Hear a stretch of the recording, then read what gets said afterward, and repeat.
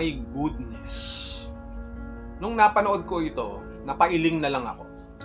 Iniisip ko, bakit gano'n ang mga tao ngayon? No?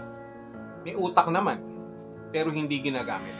Hindi dahil sa ayaw nilang gamitin, kung hindi, ayaw nilang gamitin kapalit ng kanilang pansariling interes. Na kahit alam nilang may mali o mali, gagawin pa rin nila sa ngalan ng kanilang pakinabang.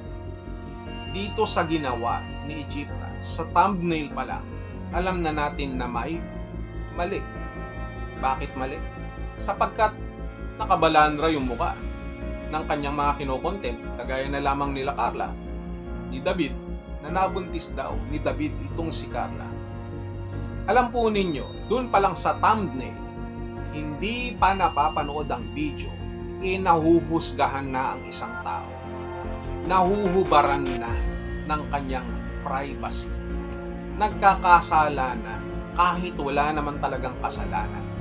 Dahil sa inilalagay natin yung isang personalidad at isa pang personalidad sa isang negatibong sitwasyon, sa isang sitwasyon na makakasira sa kanilang pagkatao.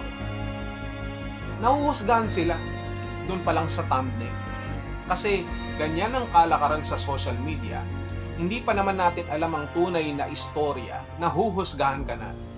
Tama nga ang sabi ni Kuya Bal. Ano na lang ang sasabihin ng mga classmate ni Carla? Ano na lang ang sasabihin ng kanyang pamilya? Ano na lang ang sasabihin ng mga taong kilala nga si Carla pero hindi kilala ang kanyang tunay na pagkatao? Alam natin na sikat si Carla, sikat si David, mga personalidad sa loob ng Kalingap, sa komunidad ng Kalingap na kilala. Ibig sabihin maraming sumusuporta, maraming nanonood, at maraming sumusubaybay. Sumusunod sa kanila sa bawat kilos sa kanilang buhay. At kung mababasa at mapapanood ang mga ganitong klaseng content, hindi naman nila papanoorin maigi kung ano talaga ang nilalaman. Kung hindi, doon talaga mismo, sa titulo pa lang, sira na. Ganon kabilis mag-isip ang mga tao. At yun ang iniiwasan natin na mangyari sa kanila. Na masira sila sa pamamagitan pa lang ng malicious thumbnail, malicious content, na hindi naman dapat pang ikino-content. Kung tutuusin, kahit sabihin na natin na sa iba mo yan narinig, at sinasabi mong, Carla, nabuntis daw ni David. Kalingap, totoo ba ito? Ano ang intention mo para sabihin pa yan at para pag-usapan pa yan? Kung ito ay isang komento lamang, pwede ka namang mag-message sa kahit sino sa Kalingap na nakakausap mo, na hindi na kailangang i-content mo pa yan. Kahit sabihin mo pang wala kang intensyon na talagang masira sila Carla at si David. Pero the damage has been done doon pa lang sa thumbnail, sapagkat hindi na sila nabigyan ng hustisya. Dahil ang tao, kapag nakapanood o nakabasa ng ganong klaseng titulo o thumbnail, nahuhusgahan na. Nasisira na sila. Could you imagine? Could you imagine? In one mistake, dun lang sa isang bagay na ginawa mo, na ipinost mo yung kanilang mga muka, lahat ng kanilang magagandang reputasyon ay pwedeng masira ng ganon-ganon na lamang. Kagaya na lang sa aming mga reactors, kapag kami nakakapag-content o nagbibigay ng tinatawag po nating negatibong statement, dun pa lang sa aming titulo ng aming mga binablog, marami nang nag-unsubscribe sa amin. Bakit?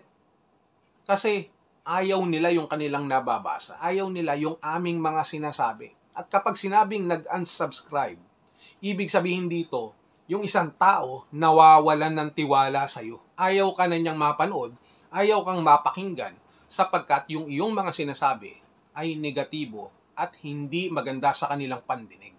How much more dito sa ginawa mong thumbnail kila Carla at David? Ano ang mangyayari sa kanila? Hindi lamang subscriber ang mawawala sa kanila, kung hindi yung respeto at tiwala ng ibang tao dito kila Carla at David, na wala nang ganang manood pa o makinig pa ng paliwanag, kung hindi para sa kanila yung kanilang nababasa lamang na mga letra na patungkol sa sinasabi mong nabuntis ni David si Carla ay sapat na para sa kanila para tumaliko doon sa mga tao na kanilang sinusubaybayan. Ano ang intensyon mo dito, Egypta? Content lang for the views? For the views? Isasakripisyo mo yung reputasyon ng dalawa para lamang sa views?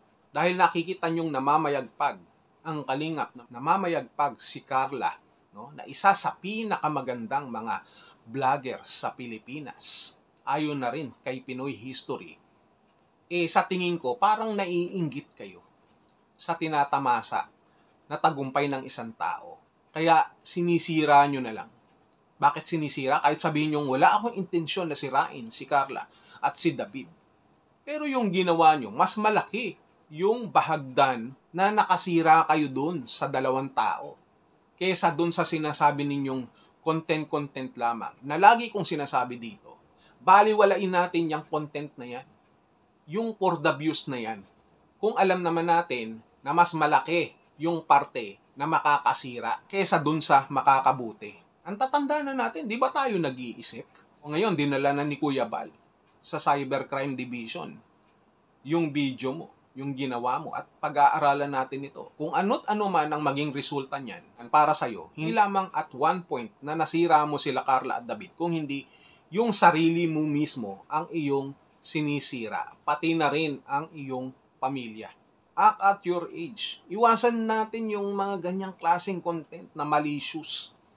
Dapat ang kino-content natin, yung mga kagaya namin na delicious. Ako lang pala. Hindi ako nagbibiro dito. Hindi maganda yung ginawang thumbnail. Hindi ba dapat mas maging masaya na lamang tayo dun sa tao na tumatamasa ng tagumpay na wala namang ginagawang masama sa atin? Nakagaya nila Carla o ni David o kung sino man diyan sa kalingat. Yan ang hirap sa atin eh. Wala tayong pakialam, basta makapagsalita lang tayo, no? Nakaharap lang tayo sa camera, no? Natuto lang tayong magsalita, vlogger na tayo. Natuto lang tayong humarap sa camera, magngangaw-ngaw dyan, influencer na tayo. Ang tanong, anong klaseng impluensya ang naibigay natin sa ating pagsasalita sa camera? Anong impluensya mayroon tayo dun sa ating mga tagapanood? Nakuha ba natin? Yun ang sinasabi natin dito. Tanong ko sa iyo ngayon, Egypta, are you a good influencer? Wala akong personal sa iyo, tinatanong lamang kita. Are you a good influencer dito sa ginawa mo? Kahit na ikatwiran mo pa na wala akong intensyon na sirain si Carla at si David. Ito ay nabalitaan ko lamang. Kaya nga nagtatanong ako sa Kalingap kung totoo ba? Kalingap? Totoo ba? Hindi mo naman kailangan tanungin eh.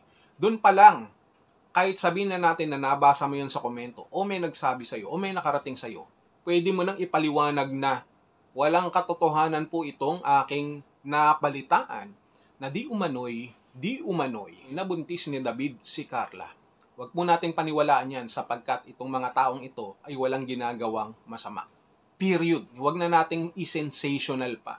Huwag na nating i-highlight pa. Yan yung sinasabi ni Ate Edna na yung mga negatibong komento ay hindi na dapat pang nabibigyan ng content, na nabibigyan ng reaksyon. Sapagkat mas malaki yung parte na negatibo kesa dun sa positibo na napapanood ng mga tao. Ngayon, susubaybayan na lamang natin kung ano ang mga susunod pang pangyayari dito sa matinong pinagagagawa ni Egypta kay Carla at kay David. Kung ano't ano man, nakasuporta tayo kay Carla, kay David, sa Kalingap. Yun lang.